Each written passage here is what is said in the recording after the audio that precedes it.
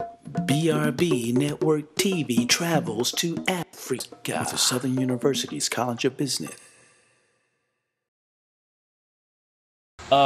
My plans for Uganda is pretty much a life mission. I would probably work with Ugandans for the rest of my life. I've instituted an international plan for them to market their country using their culture, their music, their business, their people, their government relations. So it's pretty much going to be an extension of a life mission for myself. It's one of the best places out of the 9 countries that I've visited on the continent. Visited maybe 20 different other countries around the world. It's pretty much an explosion waiting to happen there. Well, my name is Malachi Monroe. I'm Vice President of Onyx Systems. We build and sell computers, and we also fix them. And we're pretty much a computer-based company, and we can serve your audio needs.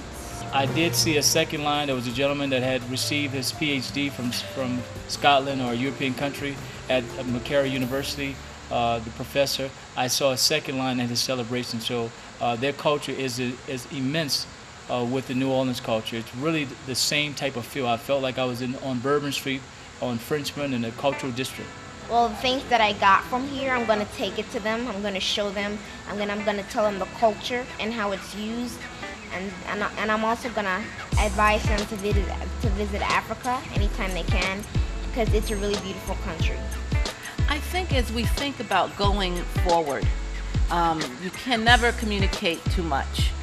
I think that as we push or encourage them to create one plan, one strategic plan that reflects the various needs that they've identified or the various governmental agencies that will be involved, I think we will bring a lot of value to that process. Well, I think if we get to a point where, and I think we're close to that, where we can get more data, understand the markets that's currently here, they're landlocked, so that brings about some unique challenges. So if we can get enough information to be able to satisfy the curiosity of some of the folks that know that, not having a sufficient rail transportation and not having, roads that's really reliable, that it's going to be difficult to get people to come in and invest, especially when you're talking about getting the entire country involved. So I think if we can communicate with some of our folks back in the U.S., and people here in Uganda are definitely ready and prepared for that. So if we can get them together and talk about how the dynamics of their individual markets are, we can probably come up with some ideas that might really help them out a lot.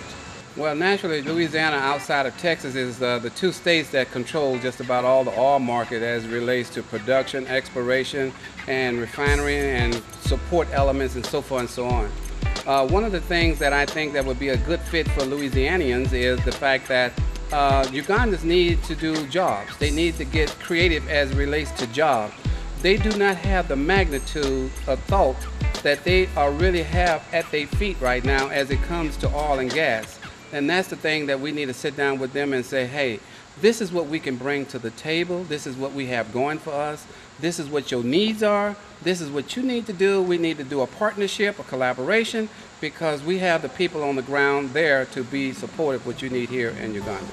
We did. We met Miss Uganda. We're actually putting together an international modeling agency for the Ugandan models, actresses, folks that would like to extend their particular brand. Well, asking them to research, by asking them to research in Africa and the history. And there was once a kid in my class, and I told him that I was going to Uganda.